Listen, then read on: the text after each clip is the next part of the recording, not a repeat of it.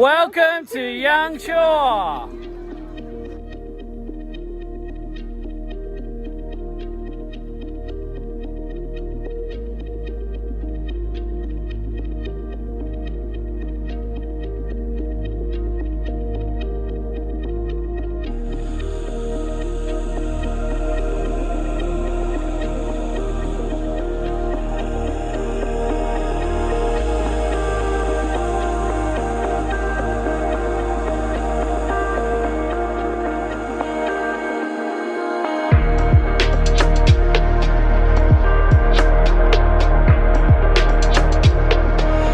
I don't think I have the vocabulary to explain just how much I loved Yangshuo. It reminded me so much of when I moved to China about 10 years ago.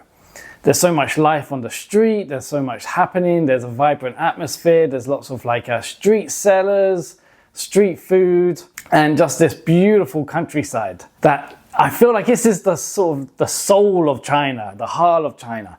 One of the few places left that sort of resemble what China was 20 years ago. As we were walking around, Felicity was saying how this kind of feels like it was back when she was growing up in Shanghai. And this place still retains sort of like the magic of what China was. China is an amazing country now, but this is like the soul of China, what you would have seen over the whole country like 20 years ago. And on top of that, it has the absolutely beautiful mountains scattered throughout the entire, as far as the eye can see. So I'm going to talk to you guys about some of the things that we did and what you can do on your activities to try and get, I guess, the best cultural experience, along with what you can see and the type of food you can eat and drink there, the food you can eat and the drink you can drink there. We had so much fun there. I didn't have any time to film my thoughts about Yangshuo whilst we were there. We literally used every second we could to visit and see as many things as possible. One of the main reasons people want to go and visit Yangshuo, I'm sure, are the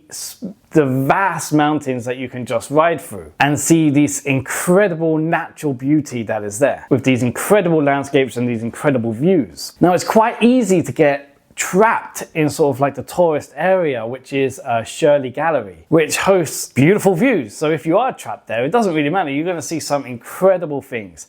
And this is a great place to go and visit. It's where a lot of the hotels are very close to it. So you will kind of go into this area as you go into the mountains. And everything's kind of like dotted around. You have like numbered. This is like the number 1 attraction. A little bit further down is number 2, number 3, number 4, number 5. As you sort of make your way around ShiLi Gallery, which is kind of like a in a circle. So you can drive around the whole thing. And in it, there are so many activities for you to do. This is why it's not that much of a trap. But like if you want to do some rock climbing, this is where you'll go. The famous Moon Hill or Moon Mountain is there. So if you want to hike up to Moon Hill and see the incredible views from up there, this is where you'll go and do that.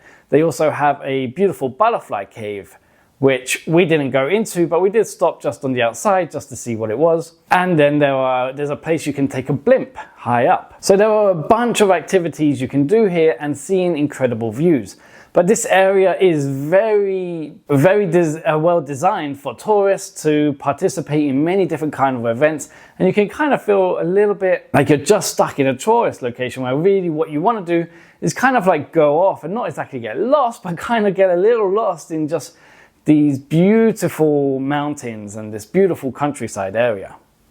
And this is what I would recommend the most. So definitely drive around ShiLi Gallery and then try to go into the mountains. Take some paths where you can go and look a little bit further where the roads aren't so jam-packed for the cars and bikes.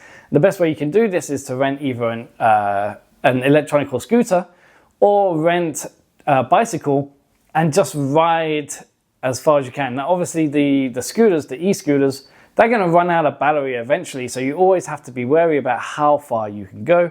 Whereas obviously the bikes, it just depends on your fitness level, I guess, to how far you're going to ride into this area. This is what I would say is the greatest part of this.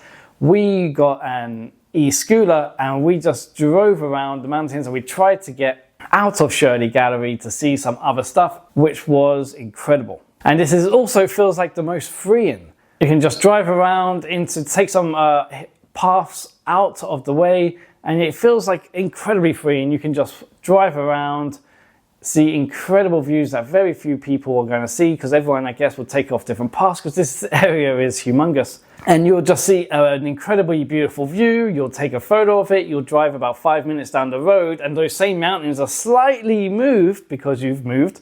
And it's another incredible view. So you take off, you get off your bike, and you take another picture. You drive 10 minutes further down, and obviously you see another incredible view. It's just incredible view after incredible view after incredible view. So take a trip around ShiLi Gallery and then try and go off path. And one of the ways to go off path is to go to RuYi Peak.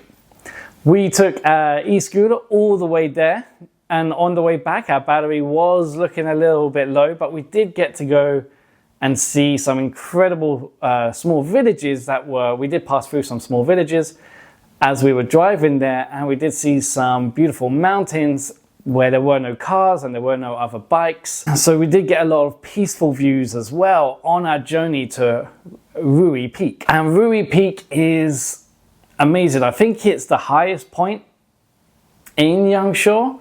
If it's not, then we definitely couldn't see a higher point when we were there. But this area is so fast, maybe there is a slightly higher point somewhere else, but this was incredible view.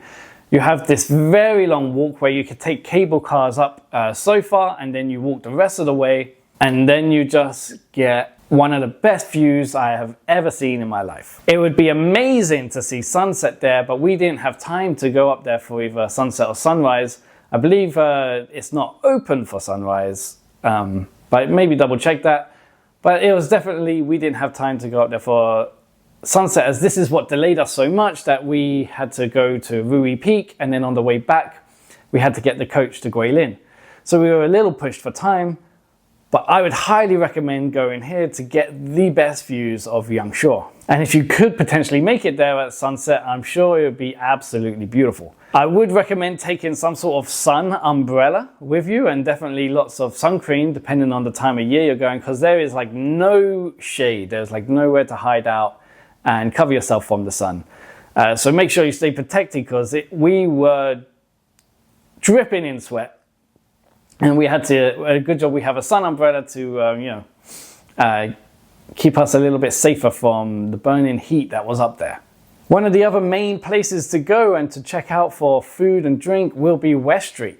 This is very much a very vibrant little street where it's just absolutely ram-packed full of people. It's like the people mountain, people sea kind of situation. There's just so many people walking around there, because there's lots of food definitely to try there, and there's a few places to drink, not as many as maybe there were 10 years ago, but there definitely are still some drinking places there, and there's lots of choice on what you want to eat there. So it's very nice to walk down the street to feel the heart and the vibrantness of the city, or to experience the wonderful nightlife that Yangshuo has to offer. And this brings us nicely into the food that is famous here in Yangshuo.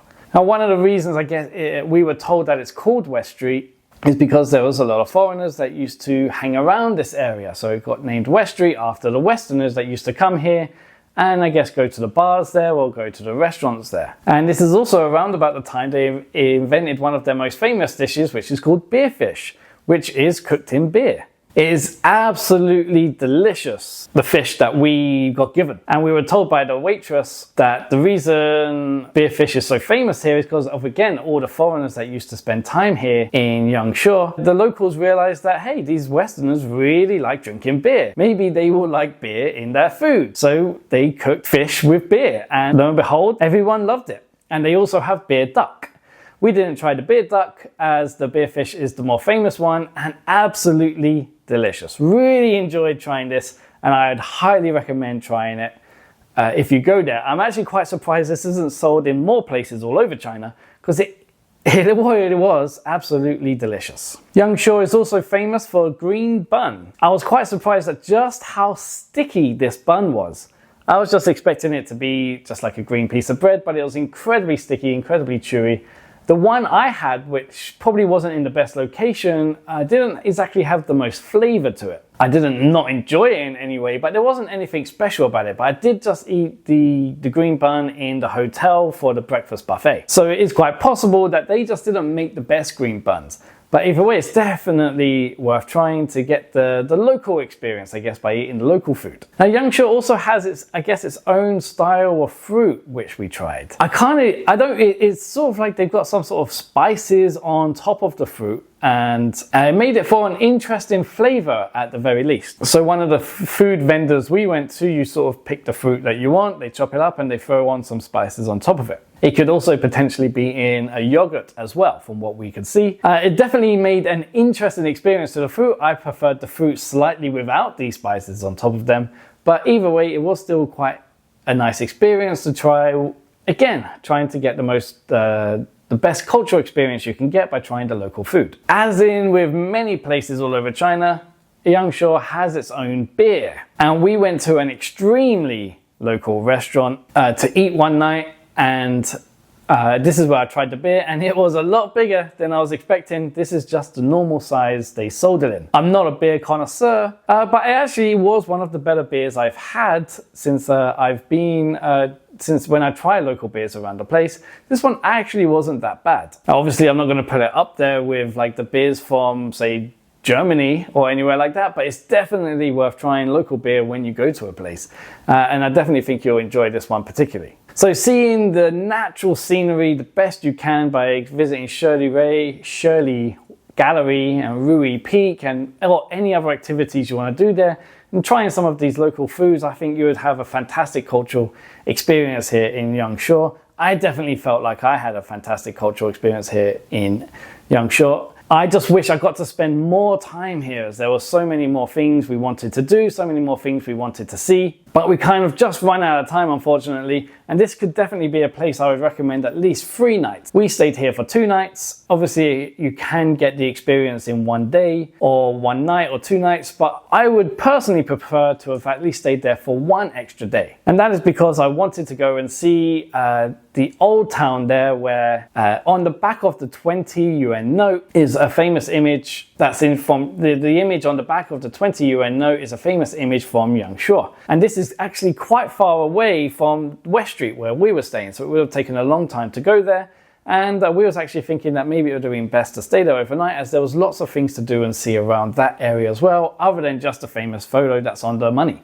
But then there were also lots of other small things around, like there were certain nice bridges designs that we didn't have the opportunity to see, but you can't fit in everything unless you're going to be there for like at least 2 weeks. But at least 3 nights, I think you would get to cover as much as you want, but this can also be done in 2 nights like we did, or even 1 day if that's all you had. I would put Yangshuo at the top of my list on places to visit in China. As all the amazing places there are here, for me, Yangshuo is just the heart of China, and this is an absolutely must visit location. Getting here can be a little tricky. The closest airport, I believe, there might be a very small airport, I guess, closer by, but we came into Guilin Airport, and from there you can get a coach or something directly down to Yangshuo. We went to Longji Rice Terraces first, and if you are planning on doing both of these locations, I would recommend going to Longji first, as trying to get out of Longji can be a little bit more difficult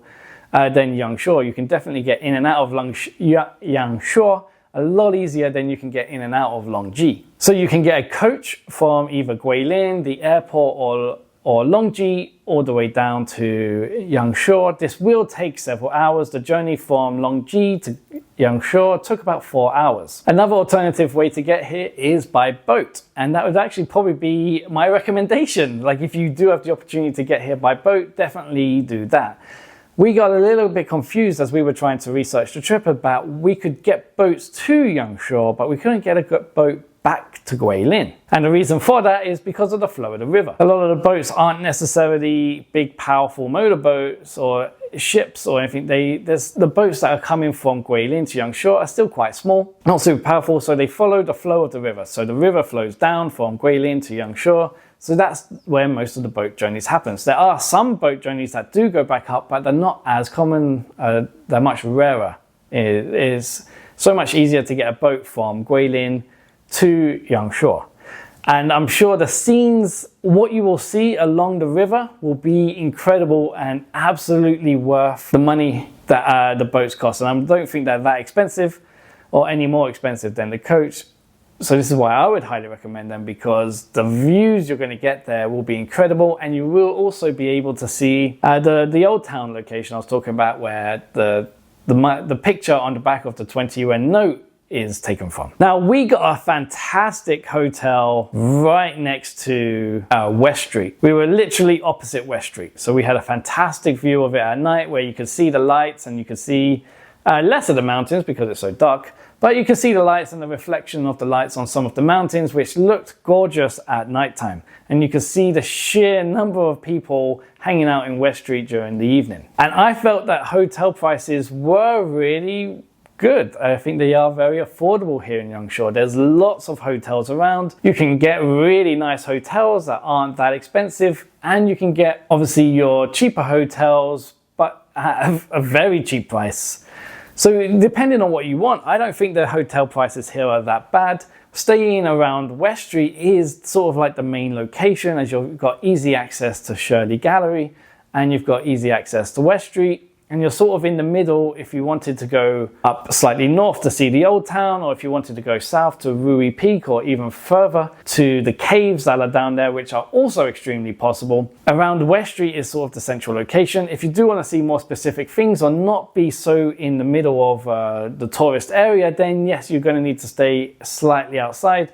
And again, there are fantastic hotels dotted around all over Yangshuo that I believe are reasonably priced. So I don't think you're going to struggle too much for locations to stay, other than, I guess, if you're going in the extreme peak times, that's the national holiday in October, or the Chinese New Year in January, February time. Other than that, I think Yangshuo is extremely well priced. The food is also cheap, so when you're eating out, trying the beer fish, the duck fish, the green buns, the fruit, isn't that expensive, and this isn't actually going to be a trip that costs you too much.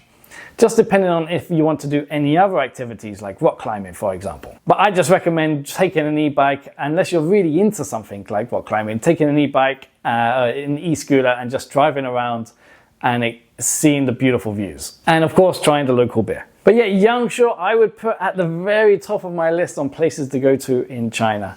I don't think, if you're a traveler, I don't think you'll be disappointed at all. But I could always talk more and more about how amazing Yangshuo is, but I need to stop. I hope this video has brought you some useful information on how to get there, where to stay, and things you can do there at the very least. And if it has, please like and subscribe. And as we say in China, bye bye.